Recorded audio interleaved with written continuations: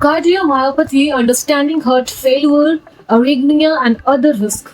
Cardiomyopathy is a group of conditions that affect the heart muscles. Instead of functioning normally, the heart muscles may become enlarged, weak, thick, or stiff. These changes can interfere with the heart's ability to pump blood efficiently and may also affect its normal electrical rhythm. One of the most important complications is heart failure. Heart failure does not mean that the heart has completely stopped working. It means that the heart cannot pump enough blood to meet the body's need. A person may experience breathlessness, fatigue, swelling in the leg or ankles, and difficulty performing normal physical activity. Another possible complication is arrhythmia, which is an abnormal heartbeat. Cardiomyopathy can interfere with the electrical signals that control the heart. Some people may feel a racing, pounding, fluttering, and irregular heartbeat. Arrhythmia can sometimes cause dizziness, weakness, or fainting and may require medical treatment. Certain type of cardiomyopathy can also increase the risk of blood clot.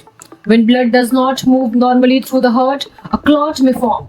If the clot travels to another part of the body, it can cause serious problem. Changes in the size or structure of the heart may also affect the heart value, creating additional strain on the cardiovascular system.